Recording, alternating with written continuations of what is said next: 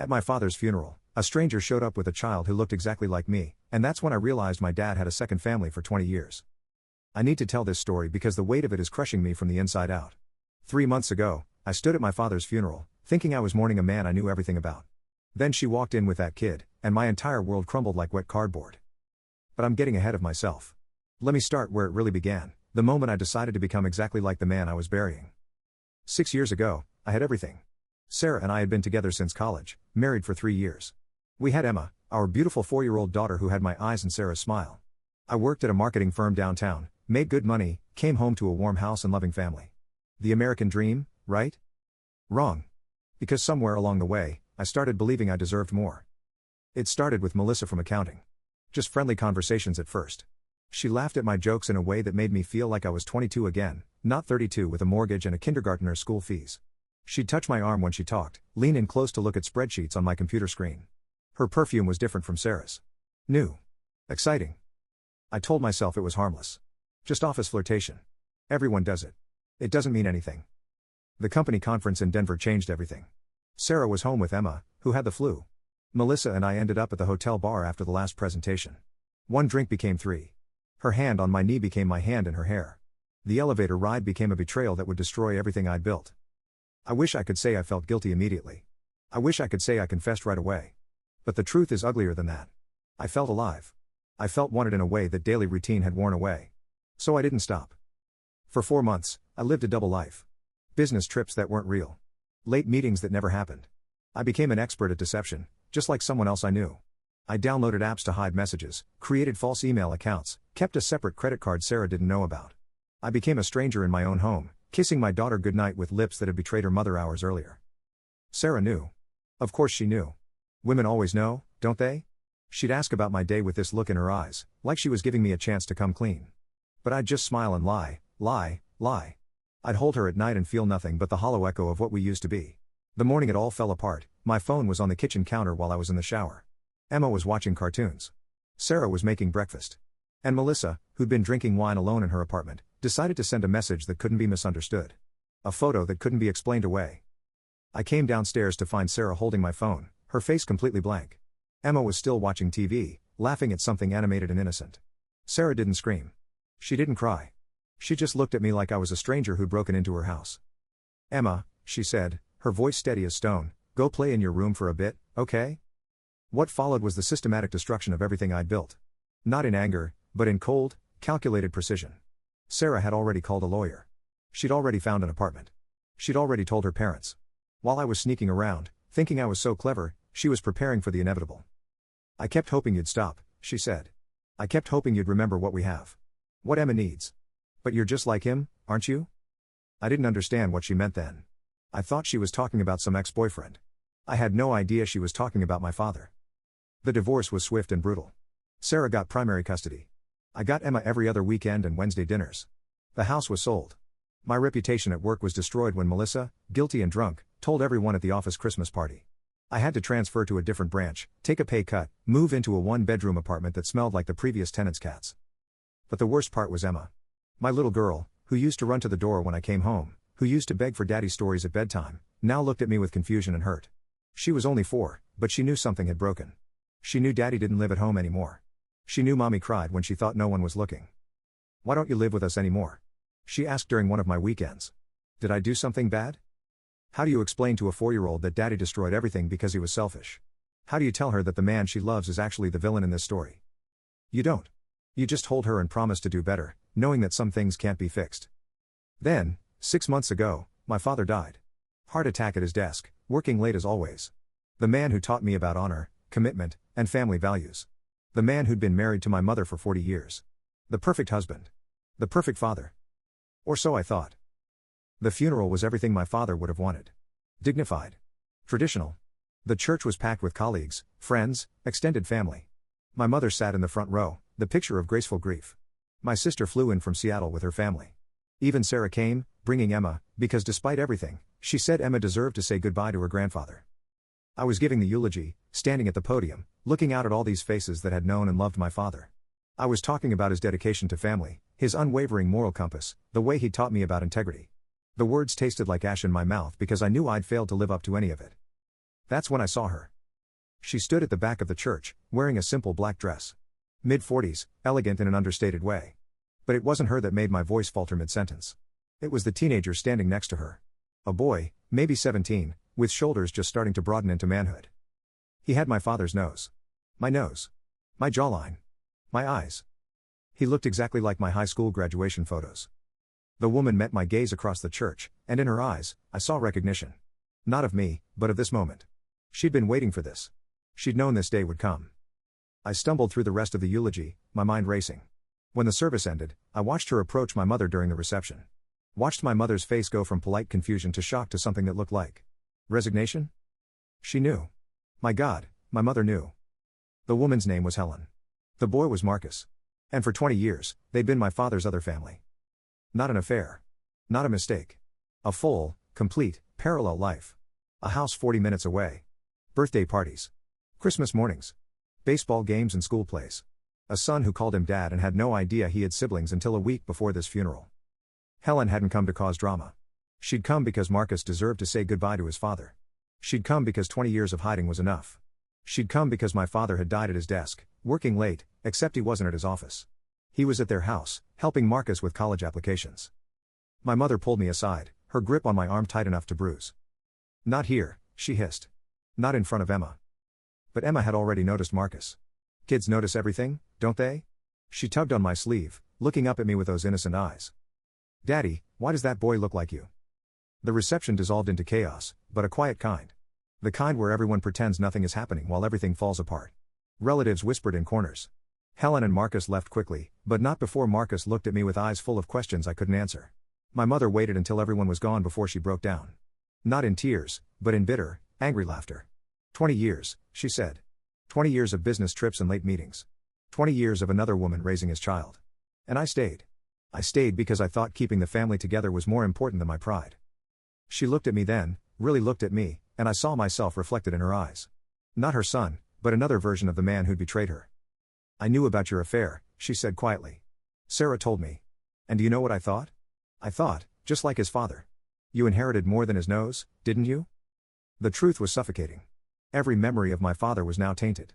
Every lesson about honor, every talk about commitment, every proud moment, all of it was built on a foundation of lies. He'd stood at my wedding, toasted to faithful love, while maintaining another family across town. He'd held Emma as a baby while his other son was starting middle school. But here's the thing that really destroyed me. Marcus was a good kid.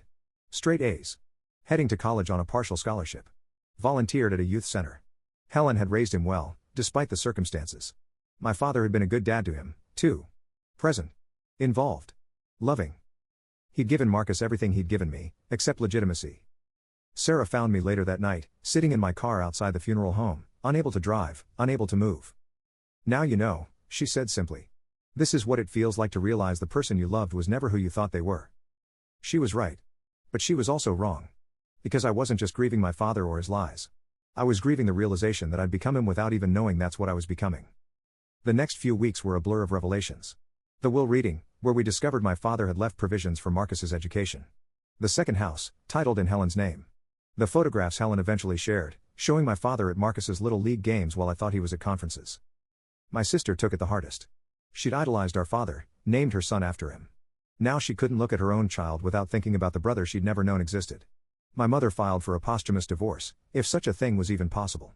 She wanted his name off everything, wanted to erase 40 years of marriage like they'd never happened. And Emma? Emma started asking questions I couldn't answer. Why is Grandma so sad? Who was that boy? Why doesn't he live with Grandma? Children adapt to broken families. They adjust to divorce, to custody schedules, to 2 homes and 2 sets of rules. But how do you explain that their grandfather, the man they loved, had another family? How do you explain betrayal that spans generations?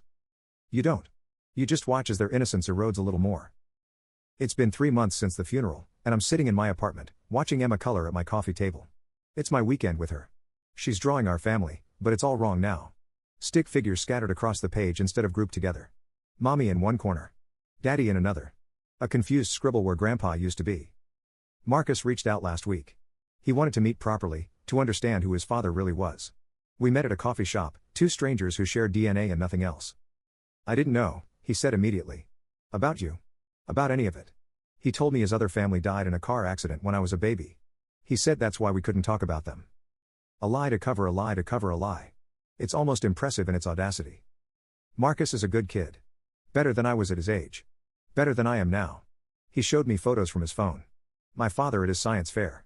My father teaching him to drive. My father at his high school graduation just 6 months ago, proud and beaming, probably telling everyone around him about his brilliant son. He was a good dad, Marcus said quietly. I know that doesn't help you, but he was. He never missed anything important. He was always there when I needed him.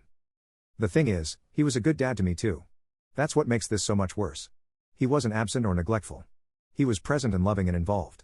He just managed to be that for two families simultaneously, like some kind of emotional double agent. Helen won't speak to my mother, and I don't blame her. But she sent a letter through a lawyer, explaining her side. She'd met my father before he married my mother. They'd broken up when he got the job opportunity that moved him to our city. She found out she was pregnant after he'd already married my mother.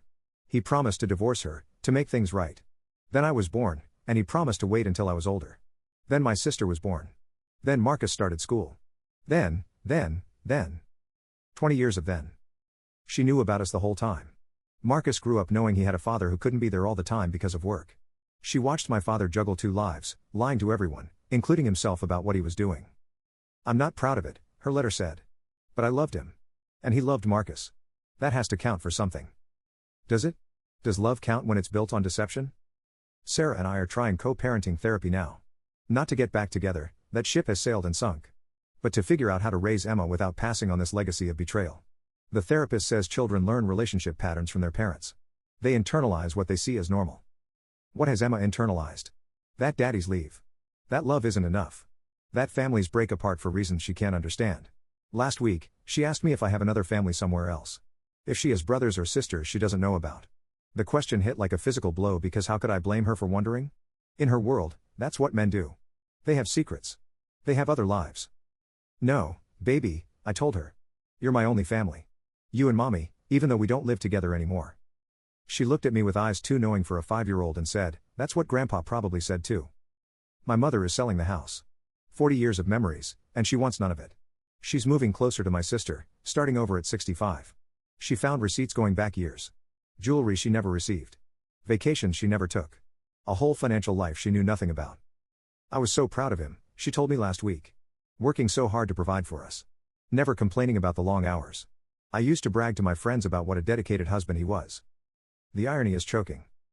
But here's what really haunts me, I see myself in this story, just one generation removed. I betrayed Sarah the same way my father betrayed my mother. I created secrets, lived a double life, destroyed trust that can never be rebuilt. The only difference is my deception lasted months, not decades. My betrayal created one broken home, not two. Is that better? Or is it just a difference of degree, not kind? Marcus wants a relationship with us. He wants to know his siblings, his other family. My sister refuses to see him. My mother can't bear to look at him. And me? I see my father every time I look at this kid who did nothing wrong except exist. Emma will grow up knowing about Marcus eventually. She'll understand that families can be complicated, messy, built on lies that span decades. She'll learn that the people we trust most can harbor the biggest secrets. She'll know that love and betrayal can exist in the same person, in the same moment, in the same breath. That's my legacy to her. Not money or property or cherished heirlooms, but the knowledge that the people who are supposed to protect you can be the ones who hurt you most. The other day, I was picking Emma up from Sarah's, and I saw her with someone. A man I didn't recognize, helping her carry groceries. She was laughing. Really laughing, not the polite courtesy laugh she'd given me for the last year of our marriage. Emma ran to him, and he picked her up, swung her around. I wanted to be angry. I wanted to feel betrayed. But all I felt was empty. This is what I threw away. This is what I destroyed. Sarah deserves someone who won't betray her. Emma deserves a father figure who won't disappoint her. They deserve better than what the men in my family have offered. My father's funeral was 3 months ago, but in a way, I'm still there. Still standing at that podium, looking at Marcus, seeing the web of lies that created us both. Still watching my mother's face crumble as she realizes her life was a performance where she was the only one who didn't know it was acting. Still seeing Emma's confused face, trying to understand why her family looks like a puzzle with missing pieces. I've started writing letters to Emma for when she's older. Trying to explain, to apologize, to warn her. I tell her about the choices we make in moments of weakness that define us forever. I tell her about the weight of secrets, how they poison everything they touch. I tell her that love isn't just a feeling, it's a choice we make every single day, and I chose wrong. I don't know if she'll ever read them. I don't know if they'll help or just hurt more. But I need her to know that she wasn't the reason her family fell apart. She was the only good thing in it. Tomorrow, I'm meeting with Marcus again. He wants to know about our father's childhood, his parents, the history he never learned. I'll tell him what I know, though I'm not sure any of it was real. Was our father the man who taught me to ride a bike, or the man who was teaching Marcus at the same time? Was he the man who read me bedtime stories, or the man who was rushing home to Helen? Was he anyone at all, or just a ghost wearing different masks for different audiences? I used to think the worst thing that could happen was Sarah finding out about my affair. I was wrong. The worst thing is becoming a cautionary tale for my daughter, a reminder that trust is fragile and people are weak. The worst thing is knowing that someday, Emma might look at the people she loves and wonder what secrets they're hiding, what lies they're living. Because that's what we've taught her. That's the inheritance we've given her. My father is dead, but his choices echo through generations. My choices echo too. Every other weekend, I see their impact in Emma's careful distance, in the way she watches me like she's waiting for me to disappoint her again. And the brutal truth? She's right to watch. She's right to be careful. Because I'm my father's son in all the worst ways. Marcus sent me a text last night. A photo from his high school graduation. My father standing next to him, proud, wearing the same tie he wore to my college graduation. The same smile. The same lie. I miss him, Marcus wrote. Even knowing everything, I miss him. I understand. I miss him too. I miss the father I thought I had. I miss the husband I thought I was. I miss the family I destroyed trying to have more than I deserved. But mostly, I miss the daughter who used to trust me. The little girl who believed her daddy was a hero. The innocence I stole from her the moment I decided my desires mattered more than her security. Sarah is getting married next year. She told me last week, very matter of fact, because it affects our custody schedule. The man from the groceries. The one who makes her really laugh. The one Emma runs to. He's a good man, Sarah said. Actually good. Not performatively good. Not conditionally good. Just good. The distinction stings because I know exactly what she means. I congratulated her. What else could I do? I forfeited my right to opinions when I chose Melissa over my family. I gave up my voice in Sarah's happiness when I made her miserable. Emma will have a stepfather. A man who might be more of a father to her than I ever was. A man who chose them instead of betraying them. A man who might help her unlearn the lessons I taught her about love and trust and family. I hope he does. I hope he's everything I wasn't. The last time I saw my father alive, he was leaving for a business trip. I know now he was going to Marcus's senior awards ceremony. He hugged me, told me he was proud of me, told me to take care of my family. Family is everything, he said. Never forget that. He was right. Family is everything. That's why betraying them costs you everything too. I stand in my empty apartment, looking at Emma's drawings on my refrigerator. Stick figures scattered across pages, never touching, never together. This is her normal now. This is what I've given her. My father left me a house built on lies that took 20 years to collapse. I left Emma ruins that fell apart in 4 months. I guess that makes me the more efficient destroyer. She draws herself smaller now, tucked into corners of the page. She draws me far away, sometimes off the edge entirely. She draws her mother with someone new, someone better, someone who stays. She's 5 years old and already knows that love is conditional, that families fracture, that the people who promise to protect you are the ones you need protection from. That's my real inheritance. Not the money or the house or the family name, but the generational curse of men who wanted more than they deserved and destroyed everything reaching for it. Marcus wants to change his last name to his mother's. He says carrying our father's name feels like carrying a lie. I understand. Sometimes I want to change mine too, to become someone else, someone who didn't inherit this tendency toward destruction. But changing your name doesn't change your nature. My father proved that. He was 2 different men with the same broken core. I'm just one man with the same weakness, the same selfishness, the same capacity for devastating the people who love me most. Emma will grow up knowing this. She'll date wondering if every man is hiding something. She'll marry with one eye on the exit. She'll love with her guard up, always waiting for the betrayal, always ready for the reveal. Because that's what I taught her. That's what my father taught me. That's what we do. We destroy from the inside out, one lie at a time, until all that's left is the echo of what could have been. I am my father's son, and that's the worst thing I've ever had to admit. And Emma? Emma is my daughter. God help her.